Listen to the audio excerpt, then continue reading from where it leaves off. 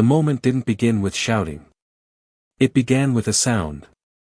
A sharp splash. At 30,000 feet, inside a narrow airplane aisle filled with recycled air and quiet conversations, that small sound cut through the cabin like a crack of thunder. Cold orange juice exploded across my brother's chest. For a split second, nobody moved. The bright liquid spread across his white shirt like a stain blooming in slow motion, dripping down toward his belt, soaking into the fabric as if the shirt itself had been dipped in paint. Gasps rippled through the rows. Someone behind us whispered, "Did she really just do that?" Another passenger lifted their phone. Then another.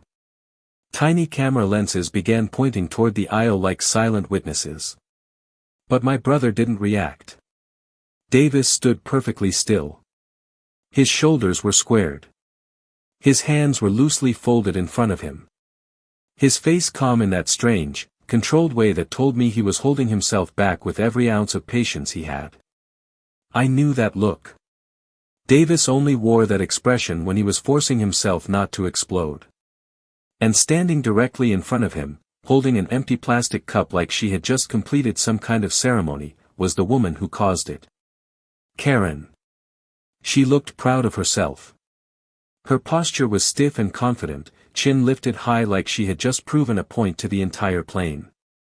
The cabin lights reflected off the gold bracelet stacked around her wrist, the same wrist that had just tipped the cup forward. She didn't even try to hide it. No apology. No hesitation. Just a cold stare and a tight smile that seemed to say yes, I did that. Then she spoke. He wouldn't move, she announced loudly, making sure the entire cabin could hear her. Her voice carried easily over the low hum of the engines. I asked him nicely several times. The words were delivered with the kind of fake calm that sounded rehearsed, like she had already prepared the excuse before the juice even left the cup. I stepped slightly in front of my brother, not touching him, but placing myself between them. You just poured juice on him, I said quietly. It wasn't a question. Karen scoffed so loudly the passengers in the next row turned their heads. Oh please, she snapped. Maybe if people respected personal space, accidents like this wouldn't happen. Accident. The word hung in the air like a lie everyone could see. Because we all knew what we just watched. This wasn't clumsy. This wasn't spilled during turbulence. She had lifted the cup slowly, aimed it, and tipped it forward with the precision of someone watering a plant. Across the aisle, a teenager was openly filming now. 2 rows back, someone muttered, "Wow." But Karen seemed energized by the attention. Her maroon dress was perfectly pressed, the kind of outfit people wear when they want the world to assume they're important. She carried herself like the aisle belonged to her, like every passenger was simply an audience for whatever performance she decided to put on. And right now, the performance was outrage. He was crowding me, she continued loudly. Some people think they can intimidate women. My brother finally spoke. His voice was calm, low, controlled. I didn't touch you. Karen laughed. Not the friendly kind. The sharp kind people use when they think they've already won. Of course you'd say that, she replied. By now the entire section of the plane was watching. Even the overhead bins seemed to rattle more quietly, as if the aircraft itself was paying attention. A flight attendant rushed down the aisle, her professional smile already fading as she took in the scene. The soaked shirt. The empty cup. The woman standing like she had just delivered justice. Ma'am, the attendant said carefully. I need you to return to your seat. Karen turned on her instantly. Are you serious? She said. He assaulted me with his presence. The sentence was so absurd it almost sounded like a joke. But she said it loudly. Clearly. And now the word assault floated through the cabin like smoke. That was the moment I realized something important. This wasn't just about juice. Karen wasn't embarrassed. She wasn't even defensive. She was building a story. And she expected everyone in this plane to believe it. I glanced around the cabin. At least 3 phones were still recording. Passengers whispered to each other, eyes moving between my brother and the woman who had just soaked him. Karen folded her arms, clearly satisfied with the chaos she'd created. The flight attendant hesitated for a moment before speaking again. "Everyone needs to return to their seats," she said. "We're about 20 minutes from landing." Karen smirked. Like she had just gotten away with something.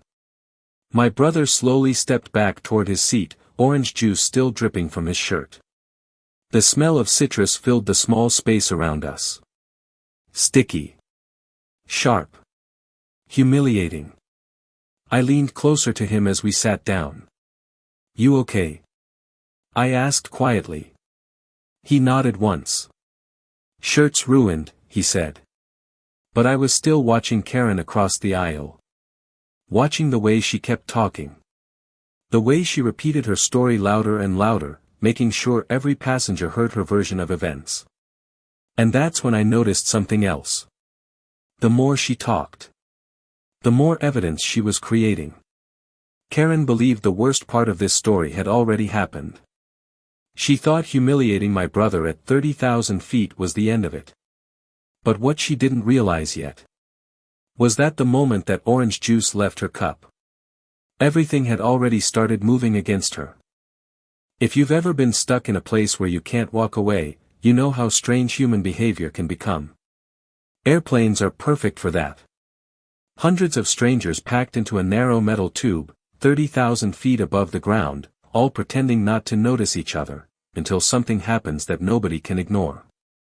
And when it does, people reveal who they really are. Some people stay quiet. Some people panic. And some people, like the woman sitting across the aisle from my brother that day, become absolutely convinced they are untouchable. She believed the rules didn't apply to her. She believed the loudest voice in the room would automatically win. And she believed humiliating my brother in front of an entire airplane would end the story right there. But that's the funny thing about moments like these. They rarely end the way people expect. Because sometimes the calmest person in the room is the one who understands something everyone else forgets. The story isn't decided in the moment. It's decided by what happens after. And trust me, what happened after that orange juice hit my brother's shirt turned into something she never saw coming. Before we continue, let me say this. If you enjoy stories where entitled people push things way too far, and then reality slowly catches up with them, you're definitely in the right place. Make sure you hit subscribe and turn on notifications, because these kinds of situations happen more often than you'd think. Now here's the part that still amazes me when I look back on it. The spill itself? That wasn't even the most shocking moment. Not even close. The real twist came after the plane landed. Because before we even made it out of the airport. Before the crowd had fully cleared. Before Karen finished telling everyone how she was the victim. Something happened that flipped the entire situation upside down. And by the time she realized what was going on, it was already too late. But to understand how things reached that point, you need to know something about my brother. Because Davis is not the kind of person people expect in a situation like that. He's calm. Almost annoyingly calm sometimes. The kind of person who listens more than he talks, and thinks before reacting. Which, as it turns out, was the worst possible personality type for someone like Karen to pick a fight with. Because people like her feed on reactions. They want shouting. They want anger. They want a scene big enough to make themselves look like the victim. What they don't know how to handle is patience. And patience, when mixed with the right timing, can turn a very small moment into something a lot bigger. Something legal. Something permanent. Something that can follow a person long after the audience disappears. Karen didn't understand that yet. At that moment, sitting proudly across the aisle while my brother's shirt dried into a sticky orange mess, she thought the entire situation was already finished. She thought she had embarrassed him. She thought she had proven a point. And she definitely thought nobody on that plane would challenge her version of events. But she made one mistake. Actually, she made several. She kept talking. She kept explaining. She kept repeating her story louder and louder, like confidence alone could turn a lie into the truth. And the more she talked, the more people around us started paying attention. Phones stayed out. Passengers whispered to each other. Somebody behind us quietly said, "I think I got the whole thing on video." That was the moment I realized something important. Karen believed she had just created a scene. What she had actually created was evidence. And when the wheels of that plane finally touched the runway 20 minutes later, the real story was only just beginning. But before I tell you what happened after we landed, you need to understand how this entire situation started in the first place. Because believe it or not, the flight had been completely peaceful before Karen ever opened her mouth. Up until that moment, the flight had been almost boring. The kind of quiet, uneventful trip most travelers hope for. No crying babies, no loud arguments, no turbulence strong enough to make people grip their armrests. Just the steady hum of the engines and the soft rustle of passengers settling into their seats for the long ride. Davis and I had boarded early that morning. We had been traveling together for a short business trip, nothing dramatic, just a quick visit to handle a few meetings and get back home the same day. The kind of trip where you spend more time in airports than in the city you're visiting. Davis always liked sitting in the aisle seat. He said it made him feel less trapped. I took the middle seat next to him, which honestly didn't bother me much because the flight wasn't full. The cabin had that relaxed atmosphere you sometimes get when everyone is quietly minding their own business. A few passengers were already sleeping. Others were watching movies with headphones on. The smell of coffee drifted through the air as flight attendants moved up and down the aisle with drink carts. Normal. Peaceful. Completely forgettable. Davis had opened a book shortly after takeoff, something about business strategy that he'd probably finish before we landed. He read the same way he did everything else in life, slow, focused, patient.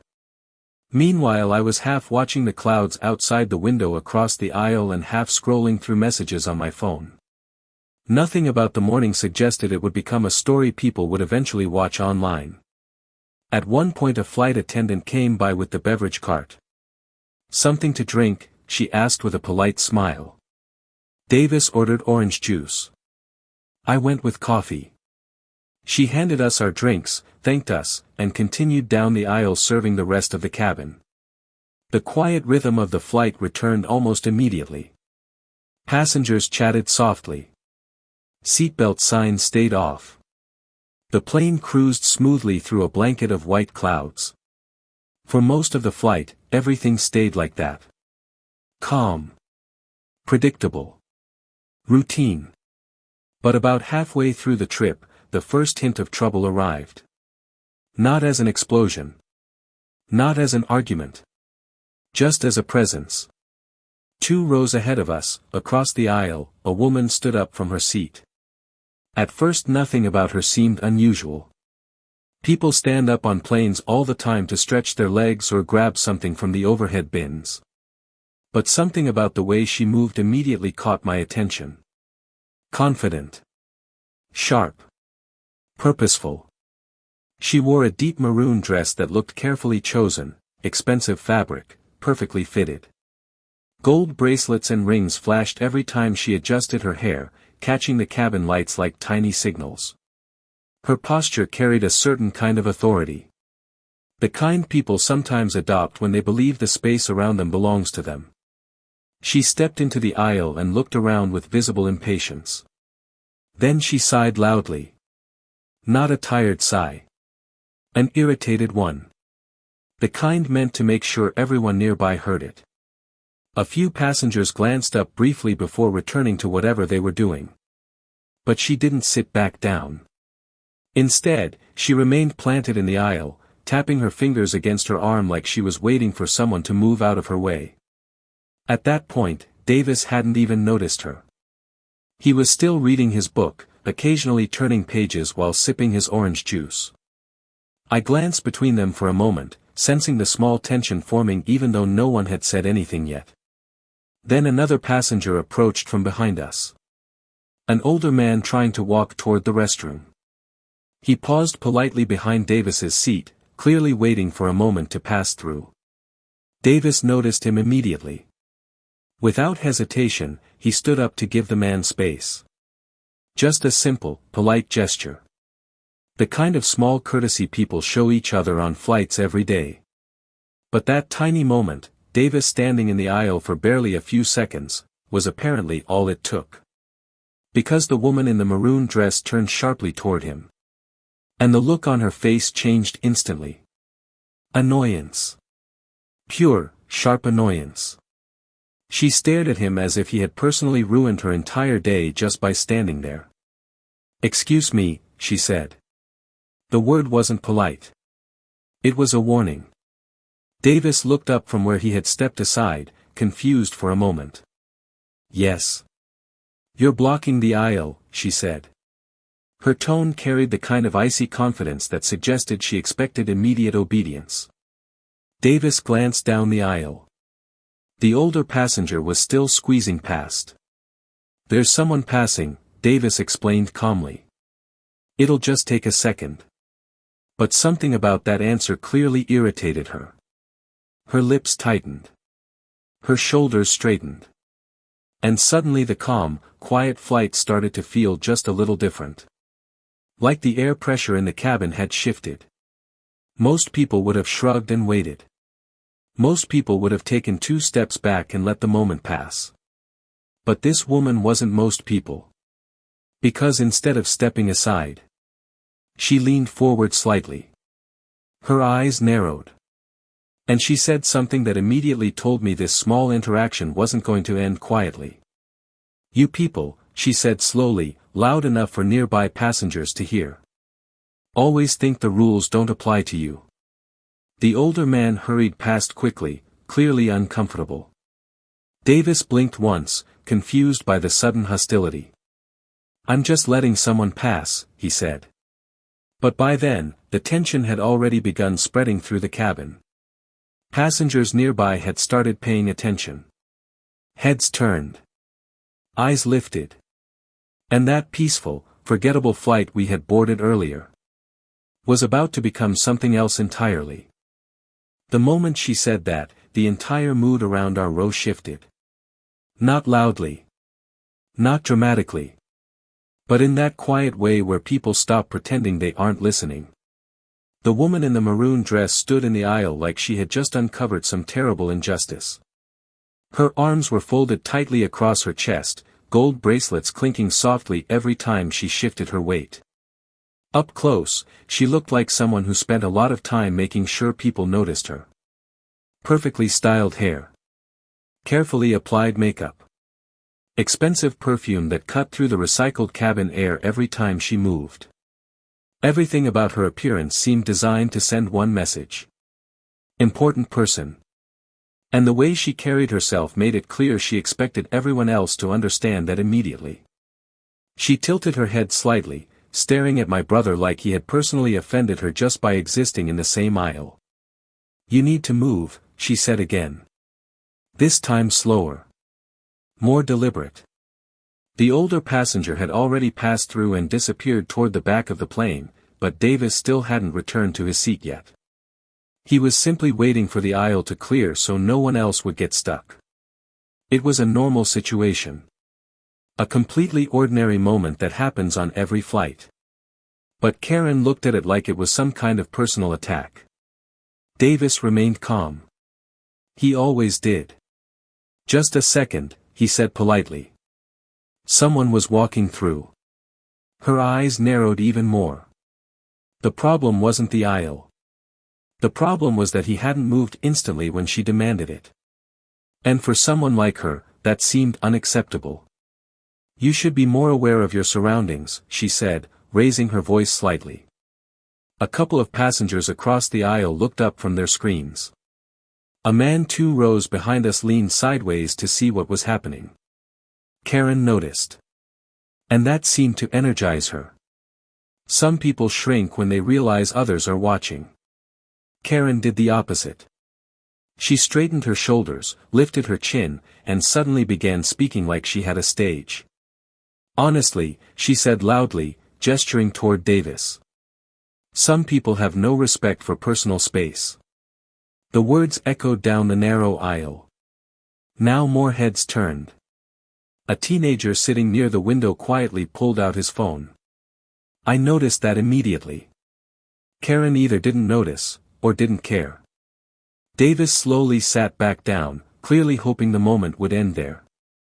Most people would have let it go. A small misunderstanding, a brief moment of tension, then everyone returns to their own world. But Karen wasn't finished. Not even close.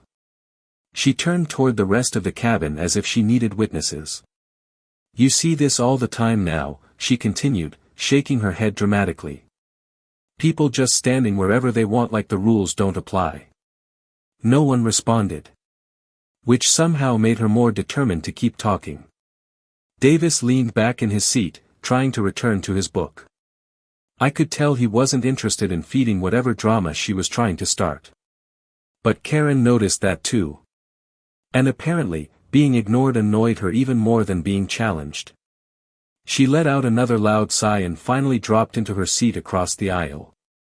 But instead of relaxing, she continued muttering loudly enough for half the cabin to hear.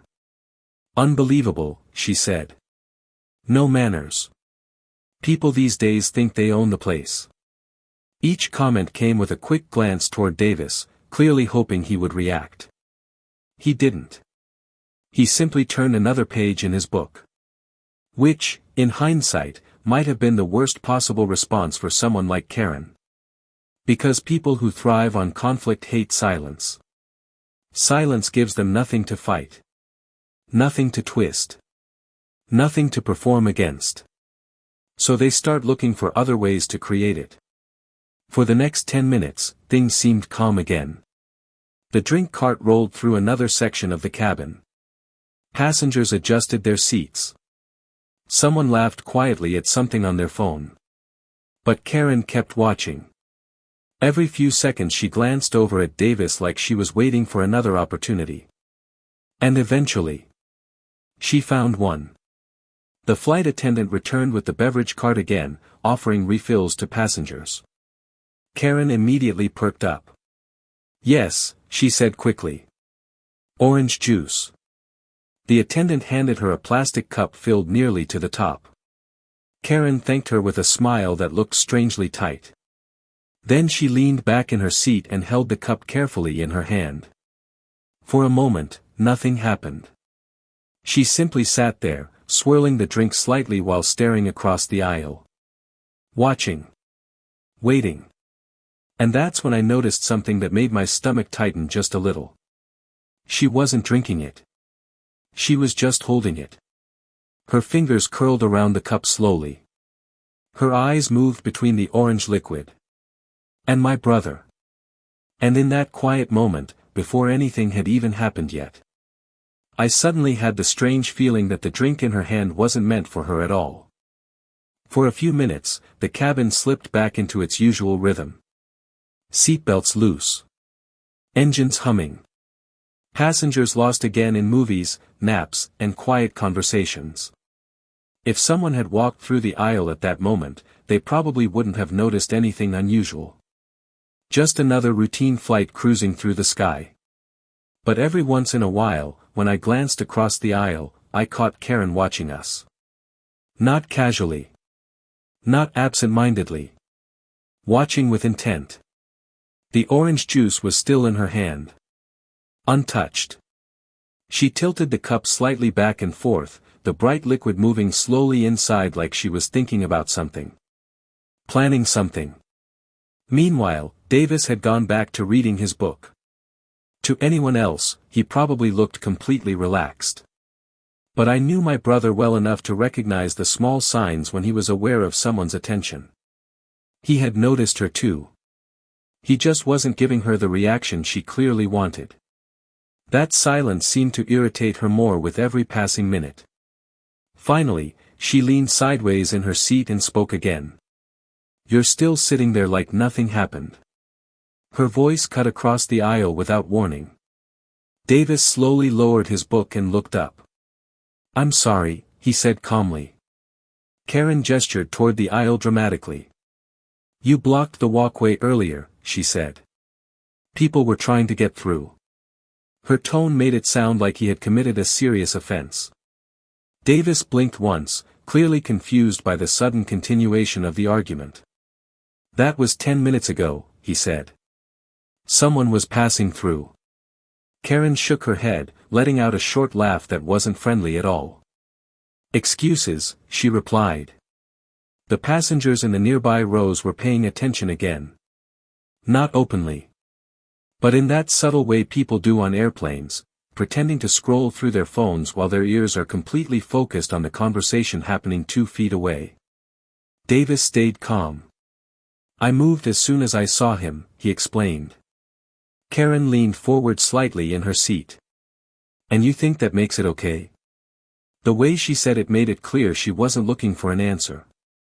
She was looking for a reaction. I could feel the tension building again. A few rows behind us, someone whispered something to their friend. Another passenger leaned into the aisle slightly, pretending to adjust a bag in the overhead bin just to get a better view. Karen noticed the attention immediately. And once again, she seemed to grow more confident. "You people always do this," she said loudly. Davis frowned slightly. "What do you mean by that?" Karen waved her hand dismissively. "Playing innocent," she said. The flight attendant at the front of the cabin glanced in our direction, clearly sensing the rising tension. Davis took a slow breath. Then he did something that probably frustrated Karen more than anything else. He shrugged. "I really don't know what you want me to say." That simple sentence seemed to push her patience over the edge. Karen leaned forward in her seat, gripping the orange juice cup tighter. "I want you to admit you were being rude," she said sharply. Davis looked at her for a moment. Then he simply said, "I don't think I was." And that was it. No yelling. No insults. Just calm honesty. But for someone who had already decided she needed to win this argument in front of an audience, it was the worst possible response. Karen's lips pressed into a thin line. Her fingers tightened around the plastic cup. The orange juice inside sloshed slightly as her grip tightened. Passengers around us had completely stopped pretending not to watch now. Everyone could feel something building. Like the moment before a thunderstorm breaks. Karen slowly stood up from her seat. The aisles suddenly felt much smaller. She took one step forward, now standing directly across from my brother again. The cup was still in her hand. Still completely full. And the way she held it. The angle of her wrist. The look in her eyes. Made it painfully clear that whatever was about to happen next was not going to be an accident. Karen stood in the aisle for a moment without saying anything. Just staring at my brother. The cabin suddenly felt smaller. Quieter. Even the low hum of the engine seemed to fade behind the tension building in that narrow strip of space between the seats. Davis looked up at her calmly, still seated, his book resting loosely in his hands. For a few seconds neither of them spoke. But the entire section of the plane was watching now. You could feel it. Passengers pretending to scroll through their phones while their eyes flicked up every few seconds. A woman across the aisle paused her movie. The teenager with the phone 2 rows back had already lifted it again. Everyone sensed the same thing. Something was about to happen. Karen tilted her head slightly, studying Davis like she was trying to prove a point to an invisible jury. "You still don't think you did anything wrong?" she asked slowly. Davis remained calm. "I stood up to let someone pass," he replied. "That's all." Karen let out a short laugh. The kind people use when they want to signal that the other person is ridiculous. "You're unbelievable," she said. Her fingers tightened around the plastic cup. The orange juice inside swirled slightly as her wrist shifted. For a brief moment, it looked like she might simply walk away. Maybe sit back down. Maybe decide the argument wasn't worth continuing. But then she looked around. And she saw the audience. Eyes on her. Phones recording. Whispers spreading. That was the moment her expression changed. Her shoulders squared. Her chin lifted. And suddenly the tension snapped. Before anyone could react. She flicked her wrist. The cup tipped forward. And a bright arc of orange liquid launched through the air. It hit my brother square in the chest. Splash. The sound echoed through the cabin like someone had dropped a glass. Cold juice soaked instantly into his white shirt, spreading outward in a bright stain that looked almost fluorescent under the cabin lights. For half a second, nobody moved. Passengers froze in their seats. A quiet gasp rippled through the rows. A flight attendant near the galley stopped mid-step. And my brother did absolutely nothing. He didn't jump. Didn't shout. Didn't stand up. He simply sat there as the juice dripped slowly down the fabric of his shirt, small orange drops sliding toward his belt and falling onto the carpet below. The smell of citrus filled the air. Karen lowered the empty cup slowly. Not shocked. Not apologetic. Just satisfied. Well, she said loudly, holding the cup up as if it explained everything. Maybe now you'll learn to respect personal space. A few passengers exchanged stunned looks. Someone whispered, "Did she just?" The teenager's phone camera was fully raised now. Recording everything. I felt my heartbeat slam once in my chest. Not panic. Not even anger exactly. Just the kind of focused awareness that comes when something crosses a very clear line. I stood up slowly beside my brother. "You just poured juice on him," I said. My voice stayed calm. Karen scoffed dramatically. "Oh please," she said, rolling her eyes. It slipped. The lie was so obvious it almost sounded insulting. Everyone had seen her do it. Even Davis finally looked down at his shirt, the fabric now completely soaked. Sticky orange streaks clung to the cotton. For a moment he just stared at it. Then he looked back up at Karen. "I didn't touch you," he said quietly. Karen laughed again, louder this time. "That's not the point," she replied. Now the flight attendant rushed down the aisle, her professional smile completely gone. "Ma'am," she said firmly, glancing between the soaked shirt and the empty cup. "What happened here?" Karen answered instantly. "He was harassing me." The word dropped into the cabin like a stone. Passengers shifted uncomfortably. I could see the flight attendant hesitate, clearly trying to process the completely different realities she was hearing. Karen pointed directly at my brother. "He refused to move," she said loudly. I felt threatened. Davis remained seated. Calm. Completely still. "I stood up for someone to pass," he said again. The flight attendant looked between them. Then at the bright orange stain covering Davis's chest. Karen crossed her arms triumphantly, as if the situation had already been decided. "People like him think they can intimidate women," she continued loudly. A few passengers muttered under their breath. One man shook his head slightly. But Karen didn't seem to notice. Or care. Because in her mind, the story had already been written. She had created a scene. She had accused someone first. And now she clearly believed everyone else would fall into line behind her version of events. What she didn't realize yet was that at least 3 phones in that cabin had just recorded every second of what actually happened. And those recordings were about to become a very serious problem for her.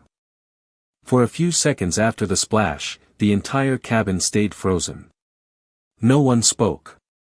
No one moved.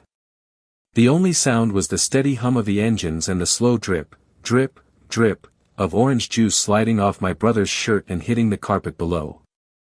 It smelled sharp and sweet at the same time, filling the air around our seats. Davis finally picked up a napkin from the tray table and started dabbing at the stain, careful and quiet like he was cleaning up after someone else's mess. Which, technically, he was. Karen watched him with a strange expression. Not embarrassment. Not regret. More like irritation that the scene hadn't exploded the way she expected. Because that's what she wanted. A reaction. Anger. A shouting match she could twist into proof that she had been attacked. But my brother gave her nothing. He just kept wiping the sticky juice from his shirt. That silence seemed to bother her more with every passing second. "Oh, don't act like the victim now," Karen said loudly. The words carried across the rows. Several passengers shifted in their seats, clearly uncomfortable with how aggressively she was pushing the situation. The flight attendant stepped forward again, her tone firmer this time. "Ma'am, I'm going to need you to return to your seat." Karen turned toward her dramatically. "Return to my seat," she repeated. "Yes." Karen let out a sharp laugh. "So he can keep intimidating me?" The accusation hung in the air again. Davis slowly placed the napkin down. "I haven't said anything to you," he replied calmly. Karen threw her hands up. "Exactly. That's what people like you do." No one seemed entirely sure what that meant. But she delivered it with enough confidence that she clearly expected the room to take her side. Instead, the opposite started happening. Passengers were whispering now. A man 2 rows behind us leaned forward and quietly said something to the woman beside him. The teenager with the phone hadn't stopped recording. Another passenger across the aisle had their camera angled carefully from chest level. Karen either didn't notice, or believed the recordings would support her version later. Because she kept talking. Louder. More dramatic. "I warned him," she said, gesturing toward my brother. "I told him something would happen if he didn't move." The flight attendant's eyes flicked toward her quickly. "You warned him?" she asked. Karen nodded proudly. "Yes." That line hung in the air. And I immediately realized something important. Karen thought repeating the story would make it stronger. But what she was actually doing was confirming the threat. Even Davis seemed to notice. He looked at me briefly. We didn't say anything. We didn't need to. The same thought had crossed both our minds. Just let her keep talking. People like Karen always believed the loudest voice controlled the narrative. They never realized how quickly those words could turn into evidence. Eventually the flight attendant stepped between them slightly. "Everyone needs to sit down," she said firmly. "We're about 20 minutes from landing." Karen rolled her eyes dramatically but dropped back into her seat across the aisle. She crossed her arms and leaned back hard, clearly annoyed she hadn't gotten the dramatic confrontation she wanted. Davis leaned back too. The sticky orange stain on his shirt had already started drying into a darker patch across the fabric. For a moment, the tension eased slightly. Passengers returned to their screens. The cabin noise slowly came back. But Karen wasn't finished. Not even close. From her seat she continued talking loudly enough for half the row to hear. "These people always act innocent after they start something," she muttered. Then a minute later. "I bet he's going to cry about it later." Another minute. "Some men just can't handle being called out." Each comment was clearly meant to provoke. Each sentence delivered like she was performing for an invisible audience. Davis ignored every word. He simply sat there quietly, occasionally pressing another napkin against the sticky stain. That calmness only seemed to frustrate her more. Finally she leaned sideways again so she could look directly across the aisle. "You know what your problem is?" she said loudly. Davis didn't respond. Karen smirked. "You think you're untouchable." That sentence made several passengers glance over again. Because the truth was. That line described Karen far more accurately than she realized. She believed the same thing about herself. Untouchable. Confident that the system, the crowd, the situation would automatically bend in her favor. She continued talking for the rest of the flight. Complaining. Repeating the story. Changing small details every time she told it. First Davis had blocked her aggressively. Then he had refused to move.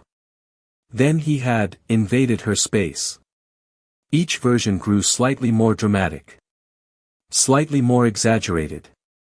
But every time she told it, one part stayed the same. She always mentioned that she had warned him. She always mentioned that she told him something would happen. And every time she repeated it, I saw another passenger glance down at their phone. Checking their recording. Saving the video. By the time the plane began descending, there were probably more witnesses than Karen realized. The captain's voice finally crackled through the overhead speakers. Ladies and gentlemen, we've begun our descent. Please return to your seats and fasten your seatbelts. The seatbelt sign lit up with a soft chime.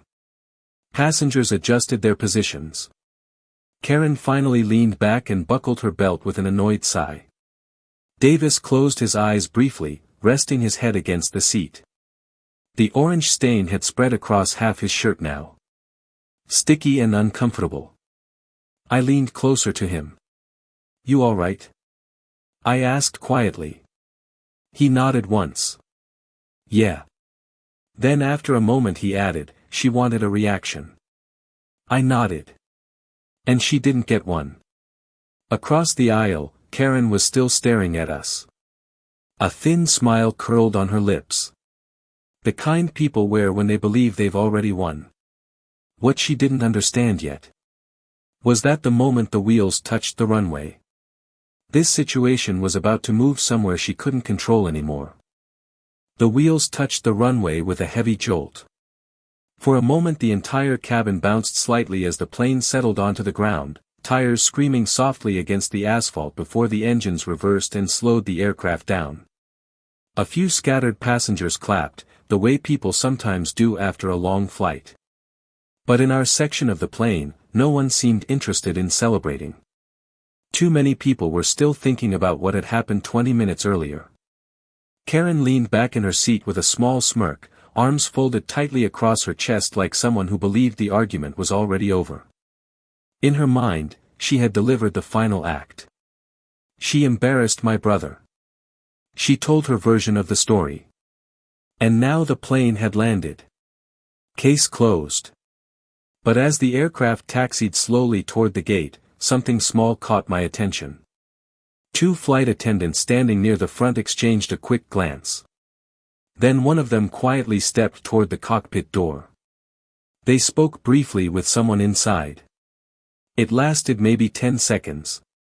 But the moment she walked back down the aisle, her expression had changed. Professional. Serious. Procedural.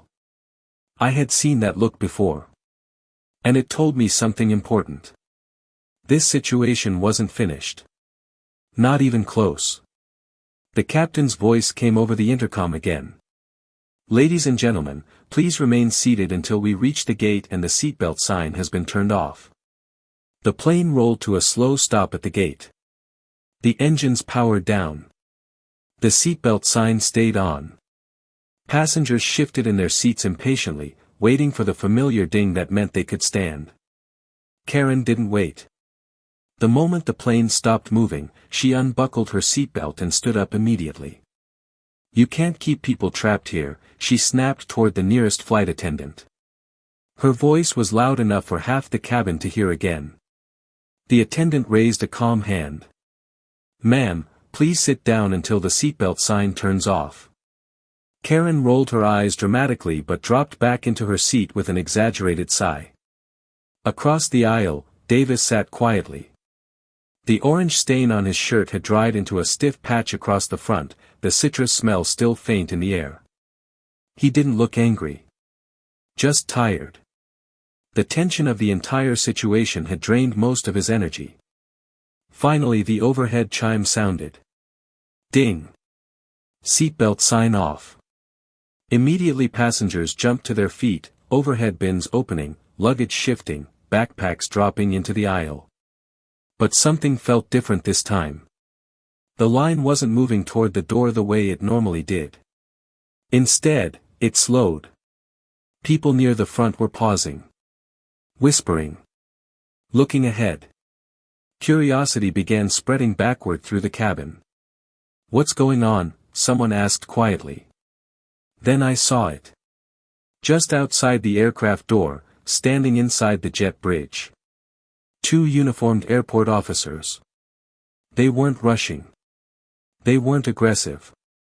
But their presence was unmistakable. And suddenly the quiet curiosity in the cabin turned into full attention. Karen noticed them too. Her posture changed instantly. Her shoulders straightened. Her chin lifted higher. Confidence returned to her face like someone stepping back onto a stage. "Well, finally," she said loudly. "I've been waiting for this." She glanced back over her shoulder at us with a thin, satisfied smile. "You two are about to regret this." Davis didn't respond. He simply stood up slowly and reached for his bag. I stayed close behind him as the line finally began inching forward. Passengers were clearly stalling now. Moving slower than necessary. Everyone wanted to see how this would play out.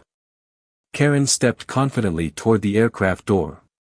The moment she reached the front, one of the officers raised a hand politely. "Ma'am, we need to speak with you for a moment." Karen smiled like someone who had just been proven right. "Yes," she said quickly. "I'd like to report an incident." She pointed dramatically back toward us. "That man harassed me during the flight." Several passengers behind us exchanged looks. The officer nodded calmly. "All right, we'll discuss that."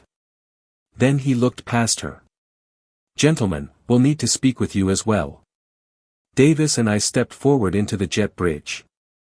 The temperature felt cooler outside the aircraft, the narrow hallway quiet compared to the buzzing cabin behind us. Passengers exiting the plane slowed down deliberately, pretending to check their phones while clearly listening. Karen launched into her explanation immediately. "He blocked the aisle," she said quickly, pointing toward Davis without even looking at him. "He refused to move." I felt threatened. The officer listened without interrupting. Karen's confidence grew with every sentence. "I asked him several times to step aside," she continued. "He ignored me." She gestured toward Davis's shirt. "And the juice was an accident." "Obviously." The officer's eyes moved briefly toward the large orange stain. Then he turned to Davis. "Sir." Davis spoke calmly. "I stood up to let someone pass. She poured juice on me." Karen scoffed loudly. "Oh please." The officer raised a hand slightly. "Let's keep this civil." Then he asked a simple question. "Were there any witnesses?" I pulled my phone out slowly. "Yes," I said. Karen smirked. "People record everything these days," she said dismissively. "Out of context, of course." I turned the screen toward the officer. "There's more than one video."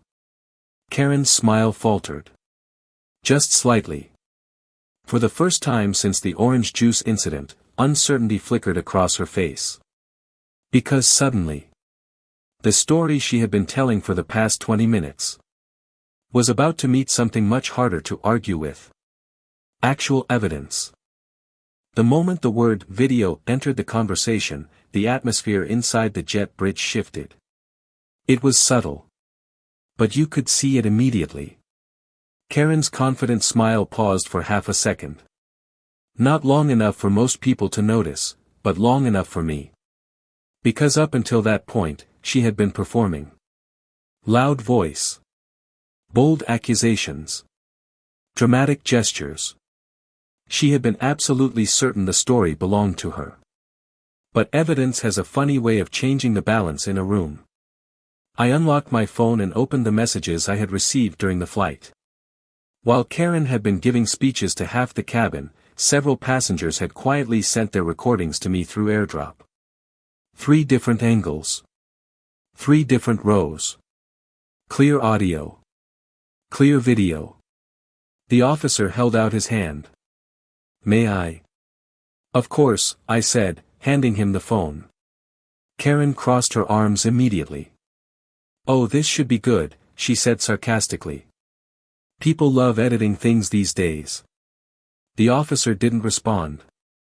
He simply pressed play. The first video started with the exact moment Karen stood up in the aisle. You could hear her voice clearly. Sharp. Impatient. Then came the moment she said the line everyone in the cabin remembered. "I warned him. I told him something would happen if he didn't move." Even Karen's own voice sounded different when it echoed back through a recording. Less confident. More threatening. The officer watched without speaking. Karen shifted her weight slightly. "It's out of context," she said quickly. But the officer kept watching. The video continued. My brother sitting calmly. Karen standing in front of him. The cup in her hand. Then the slow motion moment when she tilted her wrist forward. The orange arc of juice flying through the air. Splash. Right across Davis's chest.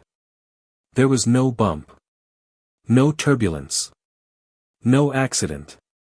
Just a very deliberate flick of the wrist. The officer stopped the video.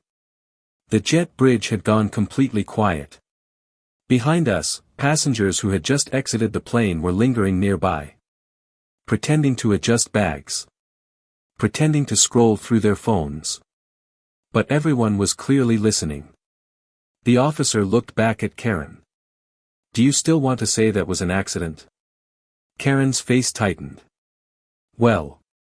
I mean, he provoked me," she said. Her confidence was starting to wobble now. "But you said it slipped," the officer replied calmly. Karen hesitated. Only for a second. Then she switched tactics. "He was intimidating me," she insisted. The officer glanced at the phone again. "He appears to be sitting down in the video." Karen opened her mouth. Closed it. Then waved her hand dismissively. "You don't understand the situation." By now the second officer had stepped closer. "Are there more videos?" he asked. "Yes," I said. The first officer pressed play on another clip. This one was filmed from 2 rows behind us. It showed something the first video hadn't captured clearly. Karen's face. Her expression just before she threw the juice. Not scared. Not defensive. Smiling. A small, satisfied smile. The kind someone wears when they believe they're about to prove a point. The officer watched the entire clip. Then slowly handed the phone back to me. The silence that followed was heavier than anything Karen had said during the flight. She tried to laugh it off. "This is ridiculous," she said loudly. "You're really going to believe random passengers?" The officer didn't raise his voice. But his tone changed. "Ma'am, the video shows you threatening the passenger and then throwing a drink at him." Karen's eyes widened. "I did not throw anything." The officer didn't argue. He simply gestured toward Davis's shirt. The orange stain had dried into a large, stiff patch across the front. Sticky. Impossible to ignore. Karen's voice rose higher. "This is insane." She pointed at us again. "They provoked me." But now something had changed. Her voice sounded less powerful. Less certain. Because the performance had ended. There was no cabin audience anymore. No stage. Just a quiet jet bridge. 2 officers. A phone full of evidence. And several witnesses who were still lingering nearby. The officer took a small notebook from his pocket. "Ma'am," he said calmly, we're documenting this as intentional misconduct during a flight. Karen stared at him. You can't be serious. I am. Her composure cracked right then. The confidence drained from her face almost instantly. This is harassment, she snapped. You're taking their side. The officer looked completely unimpressed. We're taking the side of the evidence. Karen turned toward us, her eyes burning with anger. You think you won? She spat. I didn't answer. I didn't need to. Because by that point, the truth had already spoken for itself. And the system Karen believed she could manipulate so easily had just started pushing back. The moment the officer said the words, intentional misconduct, Karen completely lost control of the performance she had been trying to run since the plane was still in the air. Up until then, she had been loud, confident, certain that if she just kept talking long enough, everyone in the room would eventually accept her version of the story. But the moment the officer wrote something down in his notebook, the tone of the entire situation shifted. And Karen felt it. Immediately. Her posture stiffened like someone realizing the script they planned to follow had suddenly been thrown away. Intentional, she repeated sharply. That's ridiculous. The officer didn't even look up from the small notebook as he continued writing. Behind us, more passengers were gathering near the jet bridge entrance. Not openly staring, but lingering. Dragging their luggage slower than necessary. People are curious by nature, and a confrontation in an airport hallway is about as interesting as it gets after a long flight. Karen noticed the growing audience. And just like earlier on the plane, that attention fueled her. She straightened her back, raised her voice, and suddenly switched into full performance mode again. This is unbelievable, she announced loudly. I'm the one who was harassed. Several passengers exchanged looks. A man near the doorway quietly whispered to his wife, didn't she throw the juice? Karen pointed toward Davis again. He blocked the aisle. He intimidated me. I had to defend myself. The officer finally closed the notebook and looked at her. By throwing a drink at him. Karen's face flushed slightly. That's not what happened. The officer gestured calmly toward the phone still in my hand. The video says otherwise. For the first time, Karen didn't have an immediate response. Her mouth opened slightly, then closed again. But people like Karen rarely back down. Instead, they escalate. You know what this is, she snapped. This is discrimination. The word echoed loudly in the jet bridge. Several passengers shifted uncomfortably. The officers didn't react. Karen continued, pointing wildly between us and the officers. You're all working together, she said. You just want someone to blame. Davis stood quietly beside me the entire time. Still calm. Still composed. Even with the dried orange stain covering half his shirt. Karen noticed his silence. And it seemed to drive her even crazier. Oh, look at him, she said sarcastically. Standing there like some innocent victim. Davis finally spoke. His voice was steady. I didn't do anything to you. Karen laughed sharply. Oh, please. She turned back toward the officers. Are you seriously going to waste your time on this? One of the officers folded his arms. Ma'am, you threw a drink at another passenger during a flight. Karen rolled her eyes dramatically. It was juice. The officer's expression didn't change. It was still assault. That word hit harder than anything else that had been said. Karen froze for a moment. Her confidence cracked again. Assault, she repeated.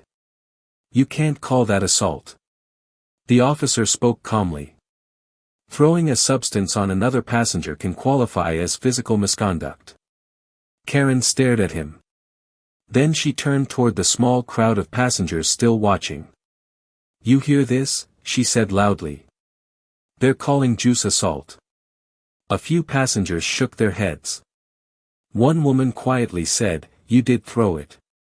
Karen whipped her head toward the voice. "Oh, now everyone's a witness." The officer stepped slightly between her and the growing crowd. "Ma'am, I'm going to ask you to lower your voice."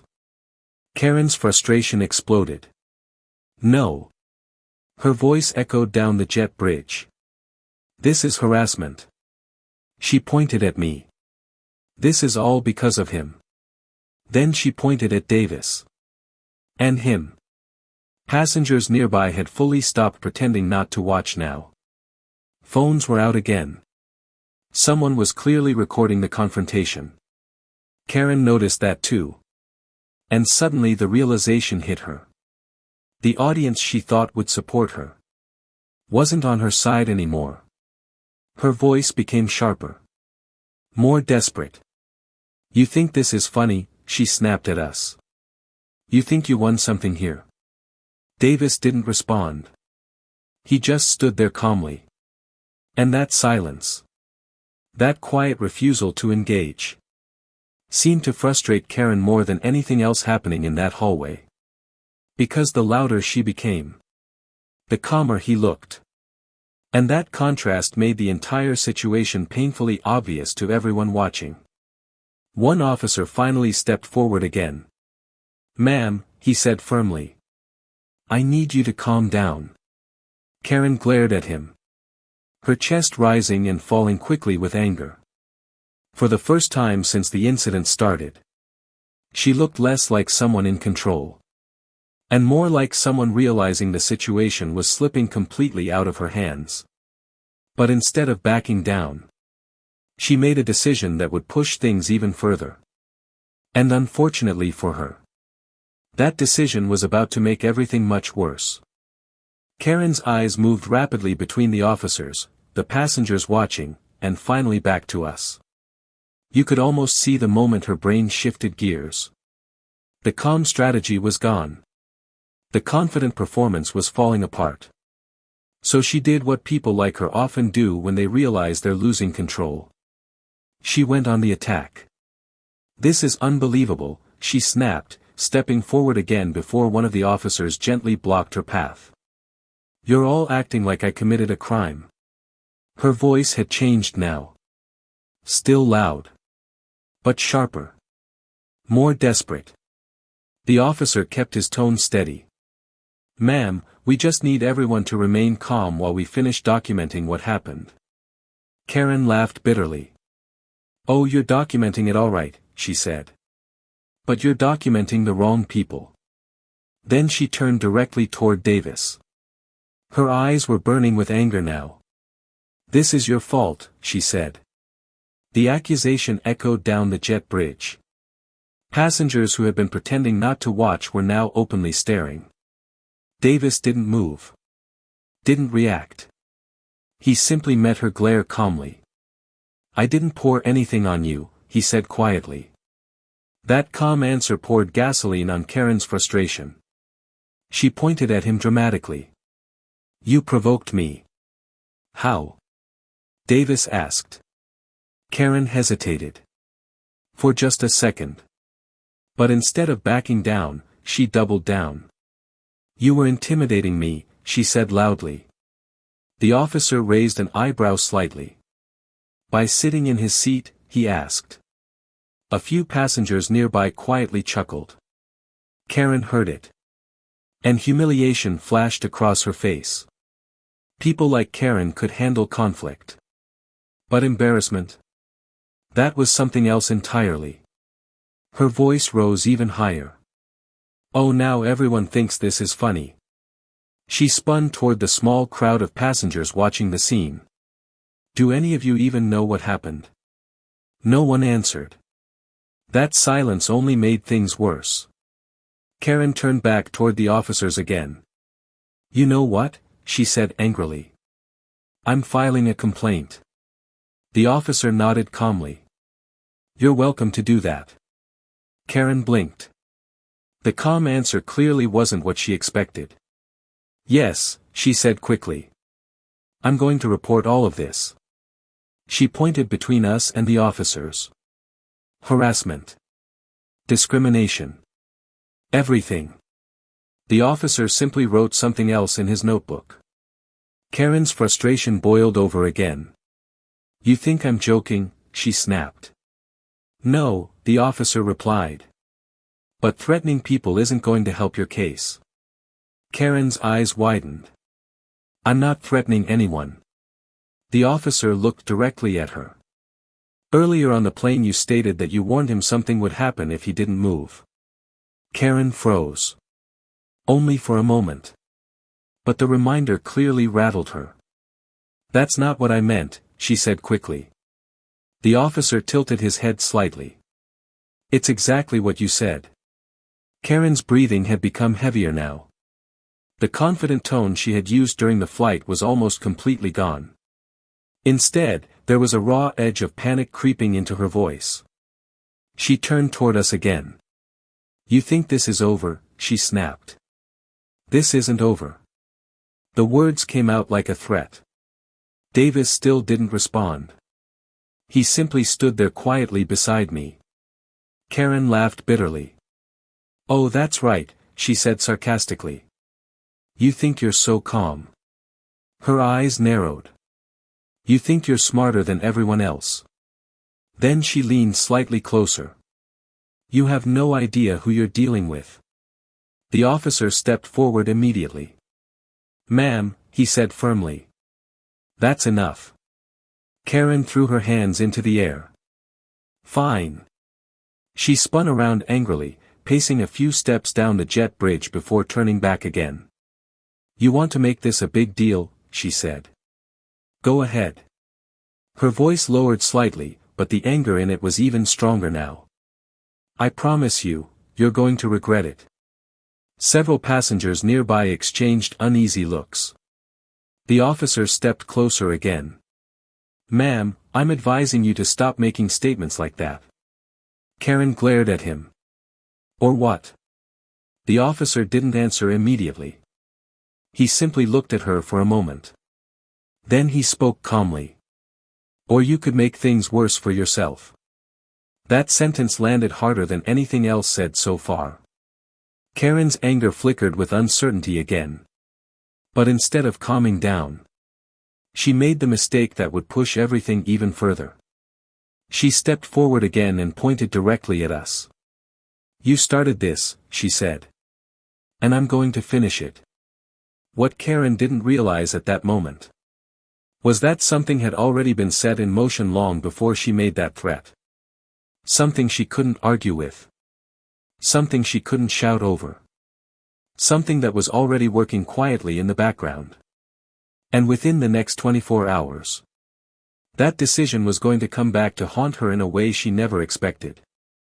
Karen stood there breathing hard, her chest rising and falling as the anger slowly burned through whatever confidence she had left. For a moment, no one spoke. The officers remained calm. Passengers lingered nearby.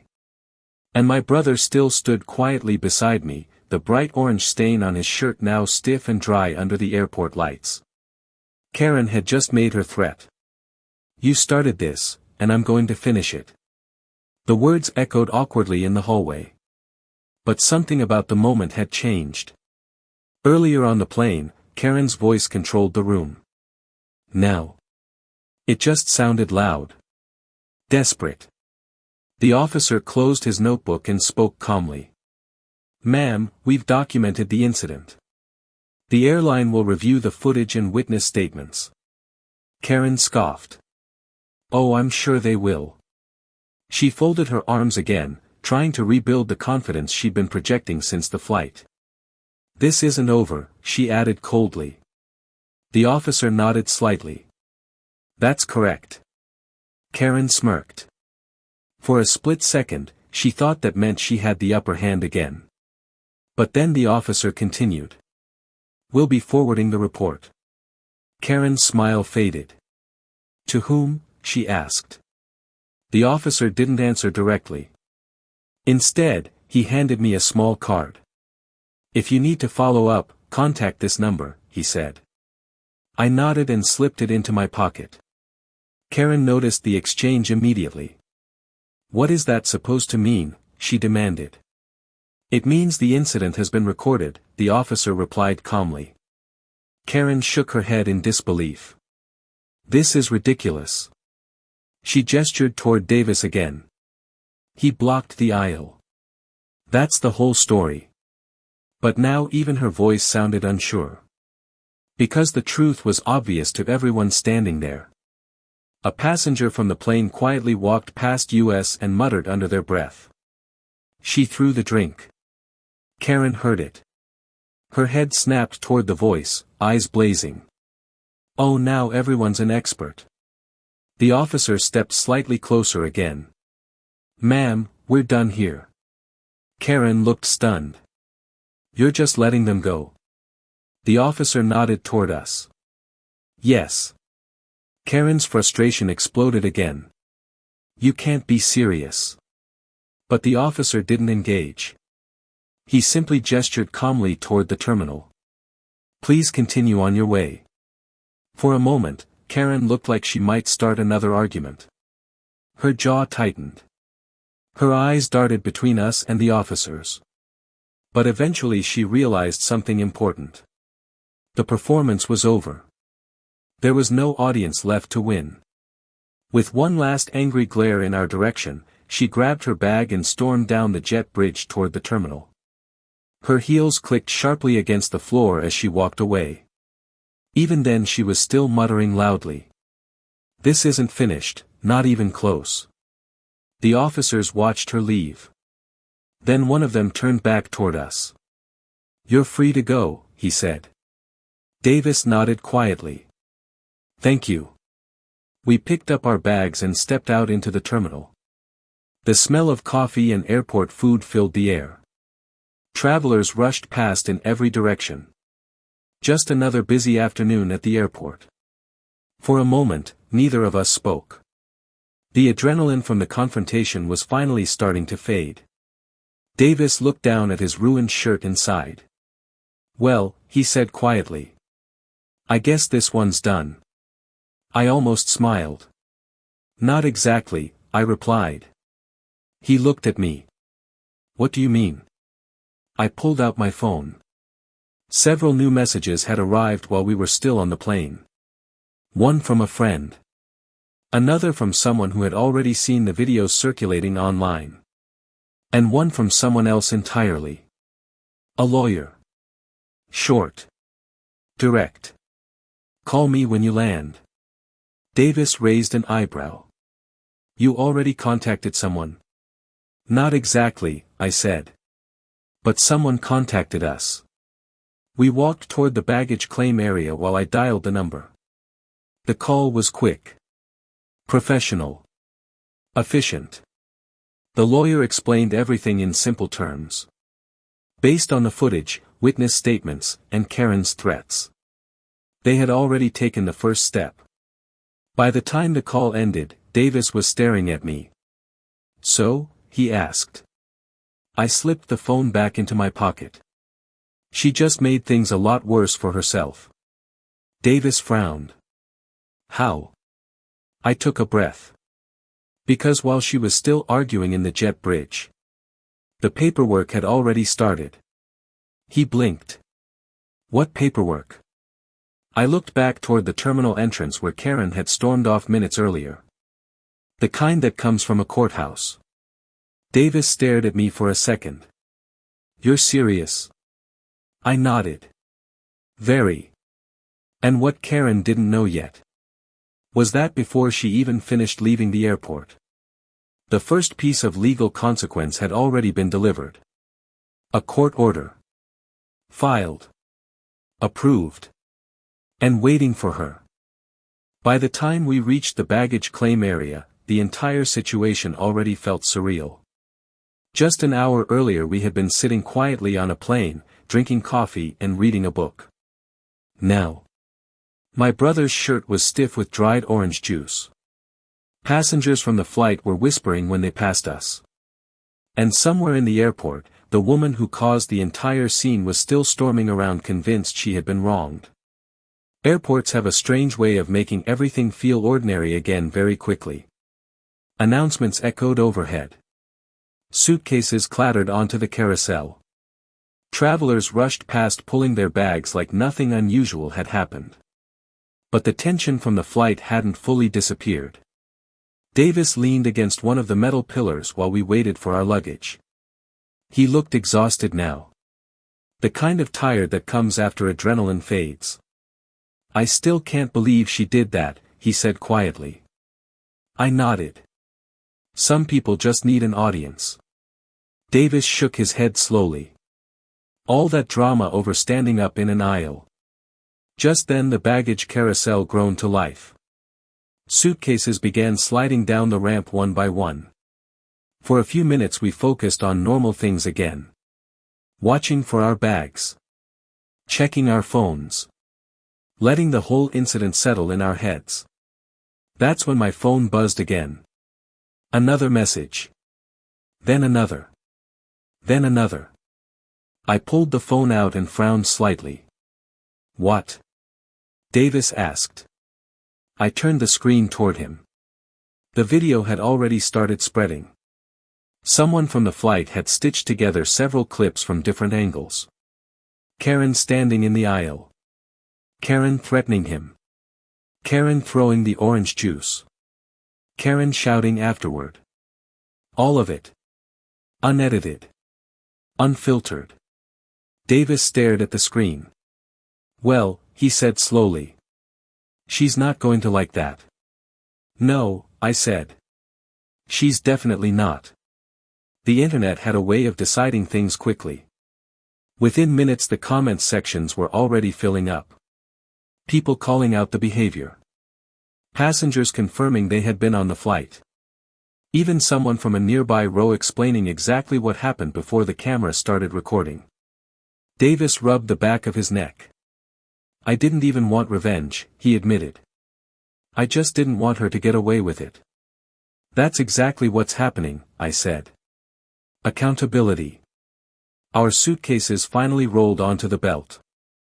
I grabbed both bags and lifted them off the carousel. As we turned toward the airport exit, something loud echoed across the baggage hall. A familiar voice. Karen. Even before we saw her, we recognized the tone. Sharp. Angry. Demanding. "This is harassment," she was shouting. People nearby were staring again. Two airport officers stood beside her, speaking calmly while she gestured wildly with her hands. One of them was holding a tablet. Another had a folder. Karen pointed toward the doors. "You can't do this here," she snapped. Passengers slowed down again to watch. The audience had returned. I glanced at Davis. "Looks like the show isn't over." One of the officers noticed us and motioned us over. "Gentlemen, one more moment please." We set the bags down. Karen spun around the moment she saw us. Her face twisted instantly with anger. "This is their fault," she shouted. The officer ignored her and turned to us. "Based on witness statements and the video evidence, the airline has opened a formal incident report." Karen laughed loudly. "Oh please." But the officer continued calmly. "In the meantime, the airline has placed a temporary travel restriction on her account pending investigation." Karen's expression froze. "What?" she said. The officer looked at her directly. "You've been placed on a temporary no-fly status while the review is conducted." The words landed like a brick. Karen's mouth opened slightly. "That's ridiculous." Another officer added quietly, "Given the behavior during the flight, it's standard procedure." Karen shook her head in disbelief. "You're banning me from flying." "Temporarily," the officer corrected. Karen's composure cracked completely now. "You can't do that." Her voice echoed across the baggage hall again. Travelers were openly staring now. Phones were out again. Someone nearby whispered, "That's the juice lady." Karen turned toward the voice. "Oh, shut up." The officer stepped closer. "Ma'am, please lower your voice." Karen looked like she might explode. But there was nothing left to argue with. The videos were everywhere. The witnesses had spoken. The airline had already made its first decision. And the consequences were only just beginning. Davis picked up his bag again. For the first time since the entire incident started. He laughed. Not cruelly. Just a quiet, almost disbelieving laugh. She did all of this to herself, he said. I nodded. Every single step. We turned toward the airport exit again. Behind us, Karen was still arguing with the officers. Still insisting she had been treated unfairly. Still convinced she was the victim. But the truth was already out there now. And once something like that spreads, it doesn't come back quietly. Because by the next morning, Karen was going to discover that the consequences of a moment at 30,000 feet had followed her all the way down to the ground. By the time we stepped outside the airport, the cool evening air felt like a reset button. Inside the terminal, everything had been loud, tense, and chaotic. Out here, cars pulled up to the curb. Drivers loaded suitcases. People greeted family members with hugs like any other ordinary day. If someone walked past us at that moment, they would have no idea that less than an hour earlier a full-blown confrontation had unfolded 30,000 feet in the air. Davis stood there for a second, stretching his shoulders. The orange stain on his shirt had darkened even more now, stiff and slightly wrinkled from where he tried to wipe it with napkins. He looked down at it and shook his head. All this, over standing up in an aisle, he said quietly. I laughed a little.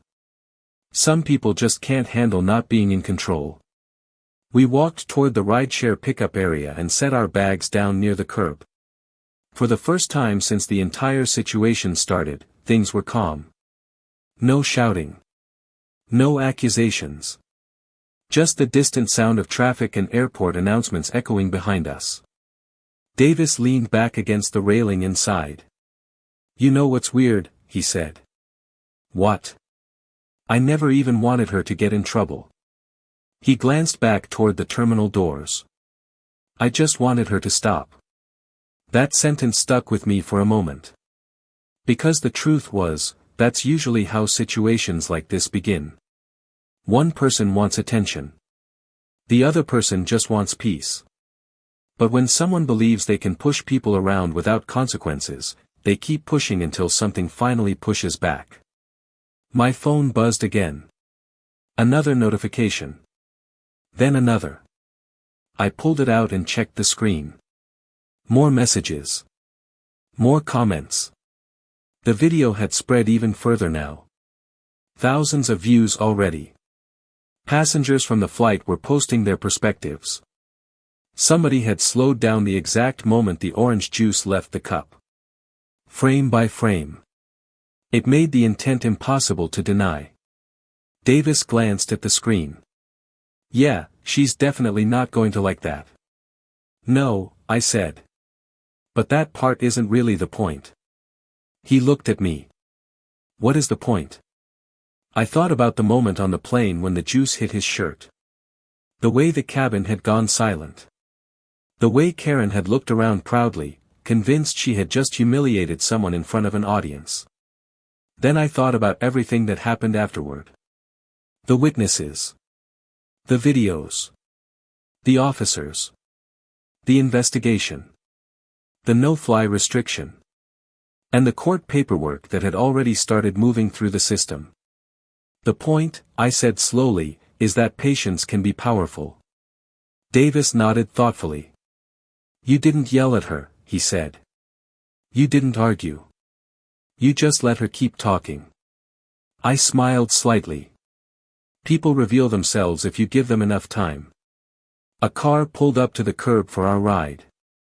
The driver stepped out and opened the trunk.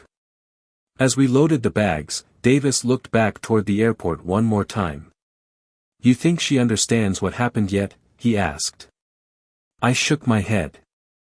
Probably not. Because the truth was. For Karen, the story probably still felt unfinished. In her mind, she had been challenged. Embarrassed. Called out.